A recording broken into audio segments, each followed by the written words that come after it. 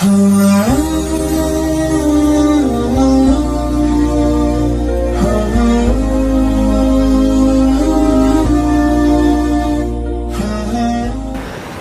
saya tamat SMP, SD di kampung saya, Desa Bungi, Kabupaten Pindrang, saya datang ke orang tua saya, bapak saya bilang, Pak, melok kamu sekolah agama. Saya mau sekolah agama. Saya mau sekolah di pesantren. Waktu itu, maafkan saya, pondok pesantren DDI Kabalangang. Pengasuhnya almarhum guru kita Abdurrahman Ambok Dalle. Saat itu bapak saya menjawab, dia lepas sekolah kau nak, dia lepas sekolah kau, saya tidak bisa sekolahkan kamu di pesantren. Kenapa? Pesantren waktu itu jauh lebih mahal daripada sekolah umum. Di pesantren kita harus bayar biaya kos, biaya makan dan lain sebagainya. Sementara sekolah umum hanya membayar SPP dan OSIS. Waktu itu saya pengurus remaja masjid, masih saya SD.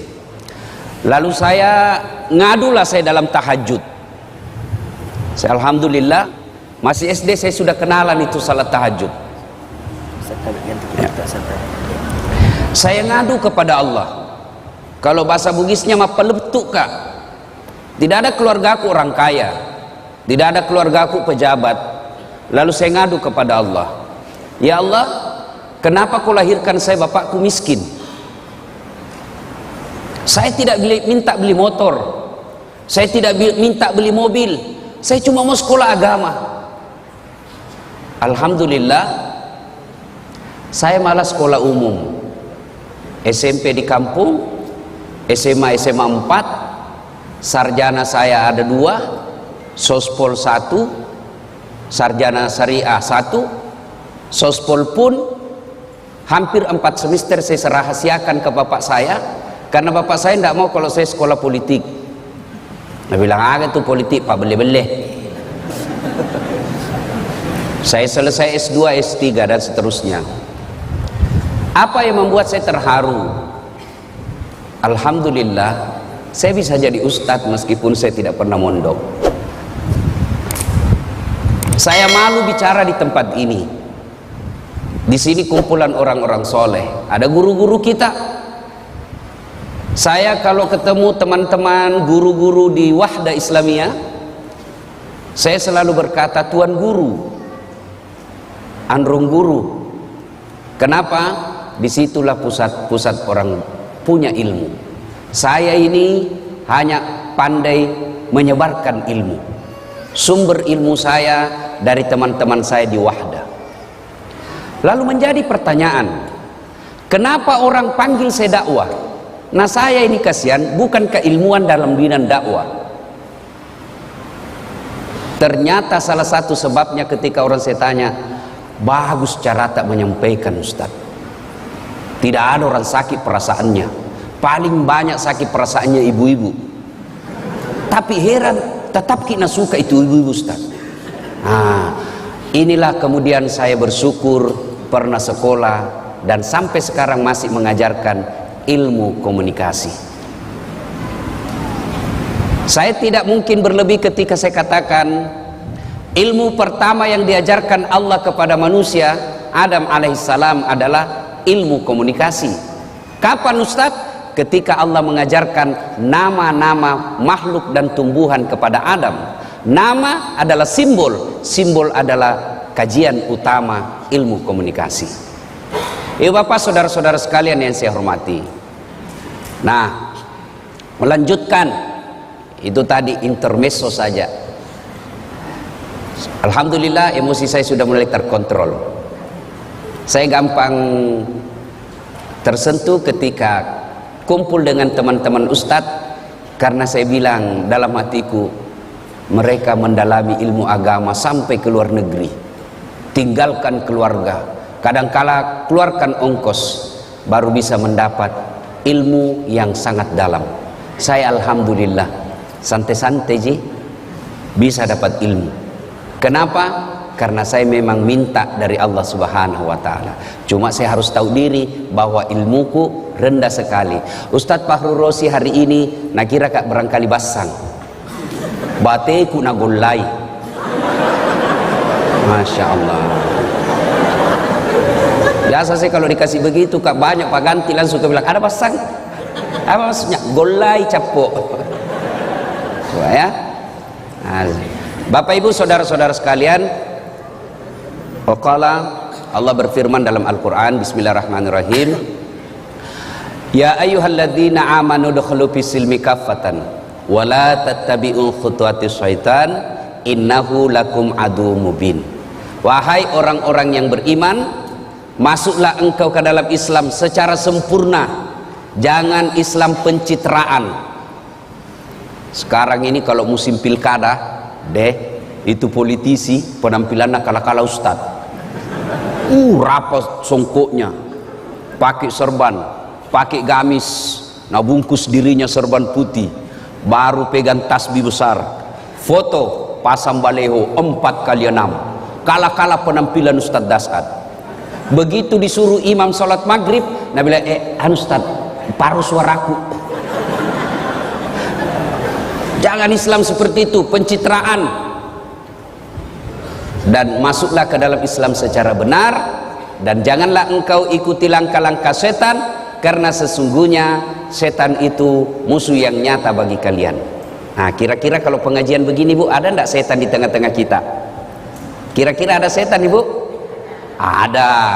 Bukan popo, bukan parakang, bukan uka-uka, tapi apa setan yang ada di tengah-tengah kita? Bentuknya handphone. Apa? Orang sudah ceramah masih menggesek. Katanya mau dengar pengajian, mak download ji. Simpan dulu HP. Serius kah ini? Serius, simpan dulu. Simpan dulu. Bagaimana kita mau dengar ceramah kalau kita fokus di HP? Ada juga pura-pura foto itu. Padahal dalam hatinya dia HP baru. Ada yang lebih parah. Udah foto kak dulu, baru nak share di grup Tablik Akbar bersama Ustadz Dasad. Tapi itu ji bajunya nak pakai waktu di TV One. Itu ada juga begitu.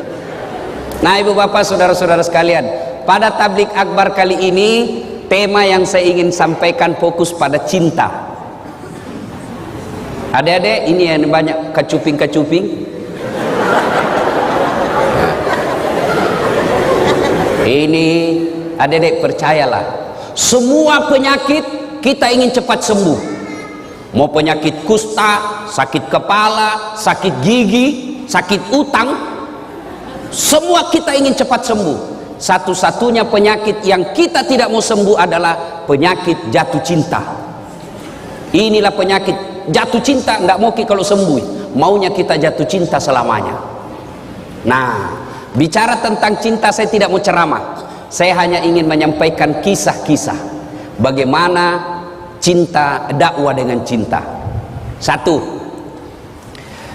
adik-adik pernah, saudara-saudara, bapak ibu pernah dengar kisah Rasulullah Sallallahu Alaihi Wasallam di Taif. Rasulullah mendapat tekanan di Mekah, mendapat hinaan, mendapat cemoohan, teror secara fisik, teror secara mental. Fisiknya dilempari, mentalnya diludahi, rumahnya dipasangi duri. Lalu siapa yang lakukan itu? Bukan orang lain. Siapa? Keluarganya sendiri. Siapa? Abu Lahab. Tahu itu Abu Lahab deh? Tahu ke Abu Lahab? Tahu? Sepuh satu kali saudarana bapakna Nabi. Bahasa Perancisnya Amurena Nabita. Perancis itu Pare-Pare dan sekitarnya.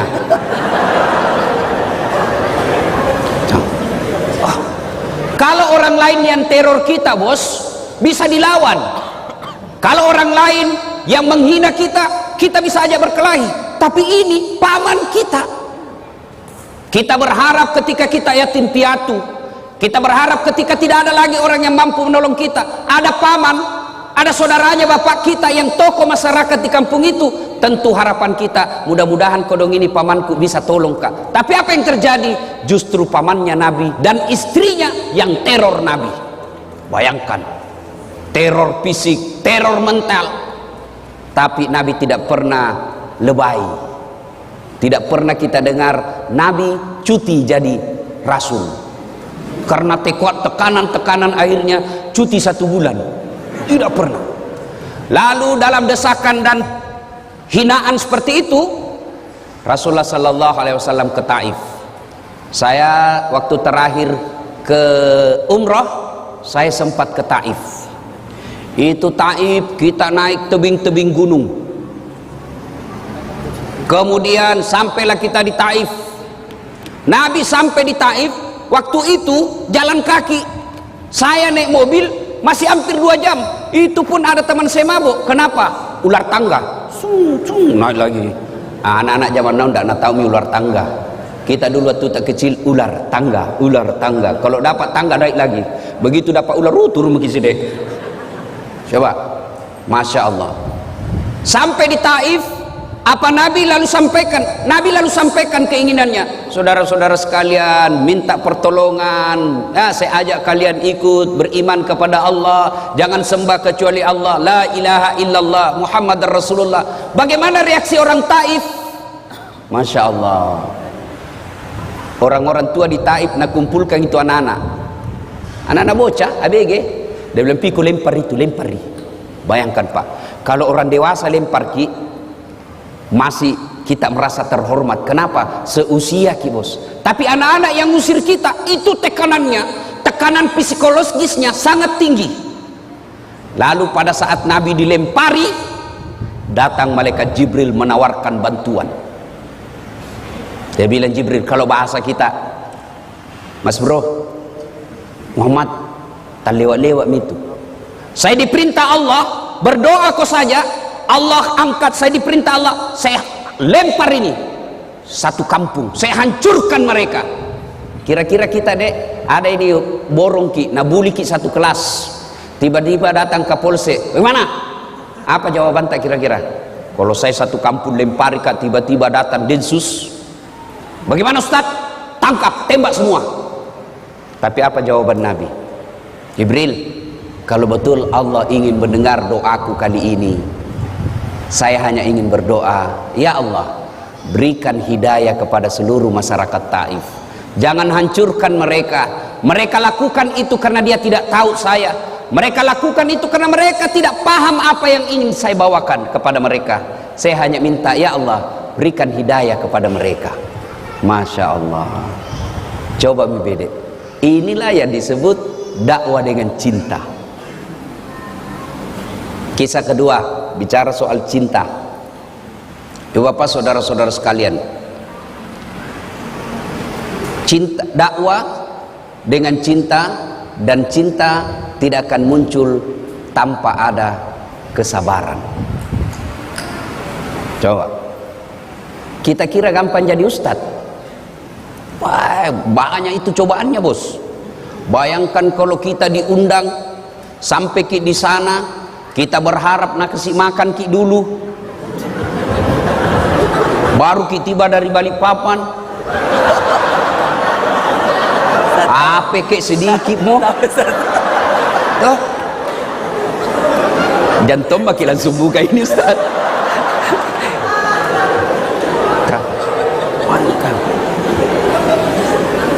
Coba, tidak gampang jadi ustadz.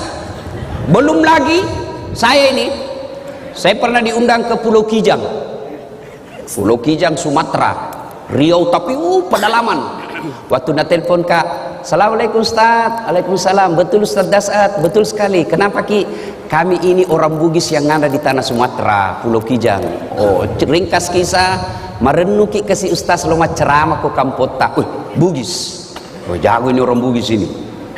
Ya, jadi saya minta tolong jelaskan bagaimana ke sana. Dia bilang, Ustaz, naik pesawat dulu ke Jakarta, dari Jakarta kemudian ke Jambi, dari Jambi menyeberang speed ke Pulau Kijang. Saya bilang, berapa lama naik speed? Tidak sampai 2 jam Ustaz. Pulau sama aja di Kalimantan ini. Oke lah.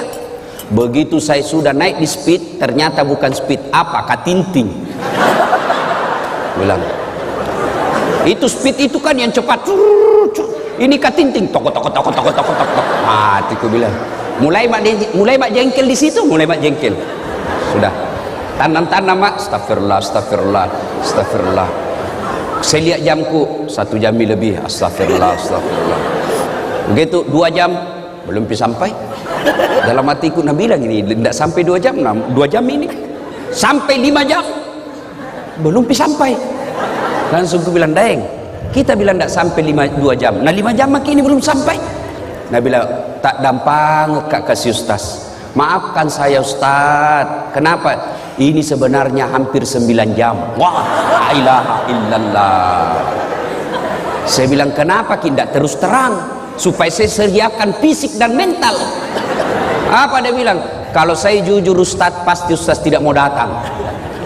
Itu kuncinya adalah kesabaran. Itu baru perjalanan, bos. Coba bayangkan, itu kisah-kisah perjalanan dakwah. Apalagi belum lagi yang nak kasih kotak kosong, kwitansi kosong. Selesai, terutama di kantor-kantor. Selesai mungkin ceramah, tabis tas kwitansi berapa? Kasih kosong misalnya Ustaz. Aku bilang, jangan maki, ambil maki semua. Bayangkan kalau saya tanda tangan kwitansi kosong, nah kasih ke 1 juta baru nak tambahin 01 di belakangnya 10 juta nambil, baru nak kasih ke 1 juta 9 juta nambil. Maka saya bilang, jangan bos, ambil maki semua. Kalau saya tanda tangan, saya ikut berpartisipasi dalam kebohongan. Itu tantangan dakwah. Lalu apa yang membuat saya kemudian tenang? Saya bilang, berapa tong ini, siapa ini, Dasat Latif, masih banyak dosanya, masih cinta dunia, masih mau poligami. Kenapa kita ketawa ibu? Daripada saya bilang tidak, baru dalam hatiku iya. Munafik namanya, mau tapi tidak berani. Itu jadi masalah, berani apa enggak? Itu jadi masalah, bos. Bale-bale bapak kalau tidak mau poligami sini. Kita masih cinta dunia, masih banyak dosa, masih ngejar-ngejar, ya sudahlah. Berapa tong? Kena kita ujian-ujian dakwah, resepnya sabar. Rasulullah sallallahu alaihi wasallam. Masya Allah. Dulu waktu saya kecil ada buku yang selalu saya baca, Kisah Berhikmah. Kita ambil hikmah dari kisah itu. Inilah cinta harus dengan kesabaran. Tidak mungkin ada cinta kalau tidak sabar. Termasuk ibu-ibu. Kalau tidak sabar menghadapi suami kita, jatuh itu cinta.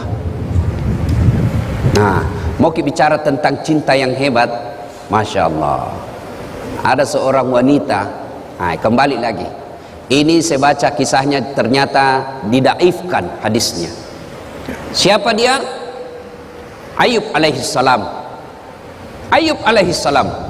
Itu Ayub alaihissalam, adik-adik sekalian, luar biasa, alim, taat beribadah.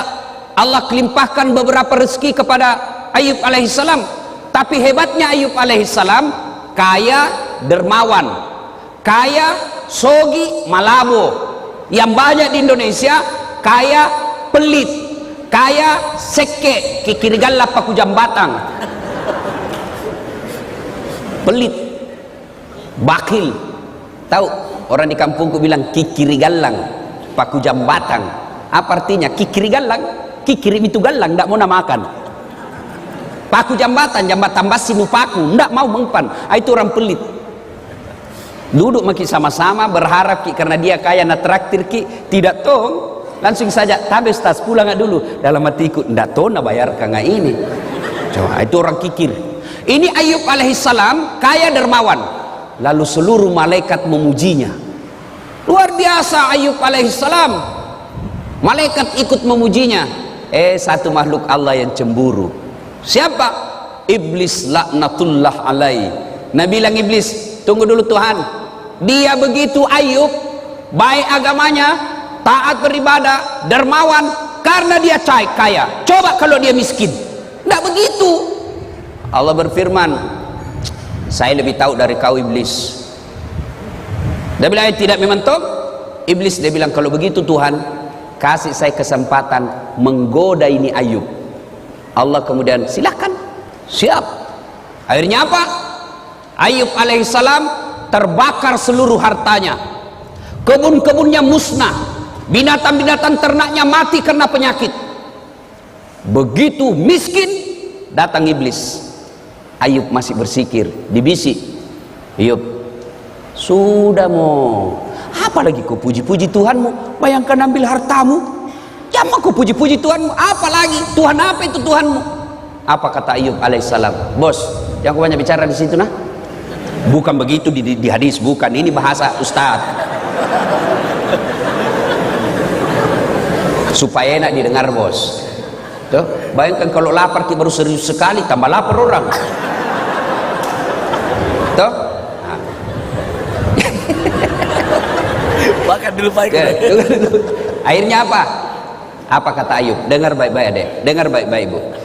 Alhamdulillah, sempat kaya, sempat punya kebun, sempat punya binatang ternak. Banyaknya orang kodong sampai sekarang tidak ada kebunnya, tidak ada ternaknya. Ini harta titipan Allah. Inna lillahi wa inna ilaihi rajiun. Allah yang kasih saya di dunia, Allah ingin ambil, silakan.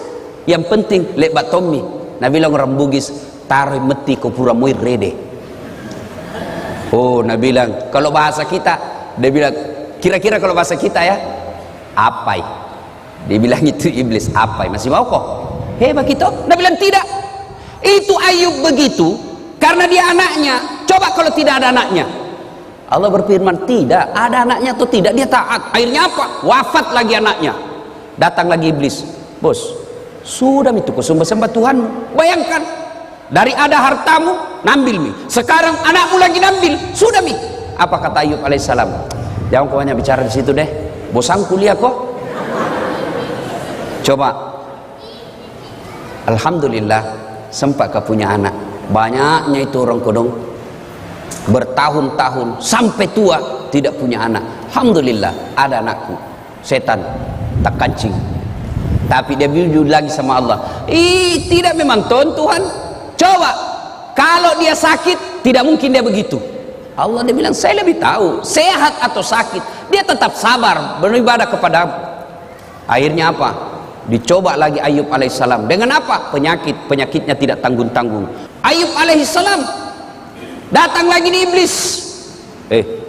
Bayangkan Tuhanmu nambil hartamu, nambil anakmu, sekarang kau lagi nak kasih sakit. Sudah mi. Apa kata Ayub alaihissalam? Bosan-bosan kuliah kok, tidak berhentimu datang sama saya. Tidak ada apa-apanya ini.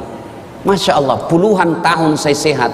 Masa gara-gara penyakitku yang baru sesaat ini saya lalu melupakan nikmat Allah? Tidaklah. Inna lillahi wa inna ilaihi rajiun. Lalu itu datang lagi istrinya.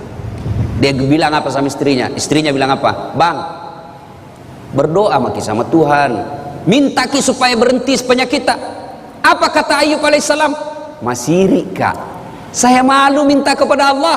Puluhan tahun saya sehat, baru beberapa saat saya sakit, saya malu kepada Allah. Lalu iblis tidak putus asa, dia datangi lagi Ayub alaihissalam. Gagal dia goda Ayub, maka dia datangi istrinya. Istrinya dihasut. Maka ibu-ibu hati-hati. Biasanya setan mati akal hadapi suami, tapi dia masuk sama istrinya. Suaminya mau pergi sedekah, mau bantu sahabat pemburu hidayah, dia mau kasih uang sumbangan 500.000, sudah ada di dalam dengan amplop. Tiba-tiba dilihat istrinya, Pak, kenapa ada ini uang 500.000? Mau diapa? Ada itu anak muda kodong mencari hidayah, mau saya kasih di sumbangan beli Quran. Dia bilang, talekan ini sok kaya. Apa orang lagi itu ada anak gue beli kaki pulsa. Akhirnya gagal bersedekah. Kenapa? Godaan setan dunia dalam bentuk istri lebih besar daripada godaan yang tidak kelihatan. Itu Nabi bilang orang di kampungku setan mak bulu-bulu. Susah diusir. Kalau setan yang tidak kelihatan baca basmalah lari. Kalau istri tak dibacakan Yasin, Nabi bilang, kok kira kau mati? Coba. Sampai-sampai ada bapak-bapak ditanya sama istrinya, ada warna kau suruh simpan di bawah tempat tidur. Didapat sama istrinya. Nabi bilang istrinya, Pak, uang apa ini? 1,5 juta. Uang sial. Maksudnya apa? Baten aku sembunyi udah apa Ji? Ada ibu-ibu begitu sini. Bapak saudara-saudara sekalian, Ayub alaihissalam, kemudian setan ternyata berhasil menggoda istrinya. Apa? Istrinya berkata, bang, tak dampang kasih, maafkan saya. Apa boleh buat? Saya tinggalkan ki. Dia bilang Ayub alaihissalam, ya sudah limpah. Kalau engkau tinggalkan kau silakan, tapi pulang kau nanti suatu saat saya pukul kau 100 kali, saya cambuk. Masya Allah. Tidak sampai di situ godaan setan, apalagi penduduk satu kampung dihasut. Dia datangi penduduk tokoh-tokoh masyarakat. Dia bilang, usir Ki Ayub, usir dari kampung. Kenapa? Natulari kau nanti itu penyakitnya. Dia akan membawa satu kampung ini penyakit, semua kena penyakit. Usir Ayub. Datang kepala kampungnya, Ayub, maafkan kami cinta kepadamu Ayub, tapi mohon maaf, kami takut ketularan penyakitmu. Akhirnya apa? Ayub alaihissalam diusir dari kampungnya dalam keadaan sakit, dalam keadaan miskin, ditinggalkan oleh istrinya. Ayub alaihissalam pergi ke padang pasir, lalu bikin tenda-tenda. Disitulah kemudian Allah mengabulkan doanya Nabi Ayub alaihissalam. Lalu Allah perintahkan kepada Jibril alaihissalam, hentakkan kakinya Ayub. Dia hentakkan pasir, lalu keluar air, lalu ditutuplah air itu dengan pakaiannya Ayub. Lalu pakaian itu yang penuh air digosokkan ke seluruh tubuhnya, sembuh Ayub alaihissalam. Ini kekuatan kesabaran. Kalau ini dimiliki dalam dakwah, aman. Kita kira itu pergi menceramah semua orang senang. Tidak. Ada juga iblis. Iblisnya dalam bentuk apa? Penguasa yang sombong. Iblisnya dalam bentuk apa? Orang kaya yang takabur. Penguasa dalam bentuk apa? Godaan-godaan dunia. Maka solusinya adalah kesabaran. Dan kesabaran itu akan melahirkan cinta. Tanpa kesabaran tidak mungkin ada rasa cinta. Nah, aplikasinya sekarang, aplikasinya, ayo, kalau kita cinta dalam dakwah, jangan menyalahkan dan menakut-nakuti orang. Saya tidak tahu Ustadz ini kisah sahih atau tidak, tapi saya selalu bilang, saya ambil hikmahnya saja. Suatu ketika datanglah pemuda menghadap kepada Nabi Muhammad SAW. Ya Rasulullah, saya ini tukang judi, saya ini tukang mabuk, saya pezina, apa saya boleh masuk Islam? Dia bilang, Nabi, boleh ji, alhamdulillah. Tapi saya tukang judi, saya pemabuk, saya pezina. Dia bilang, Nabi, tidak apa-apa ji. Satu, mau kau janji sama saya? Apa ya Rasul?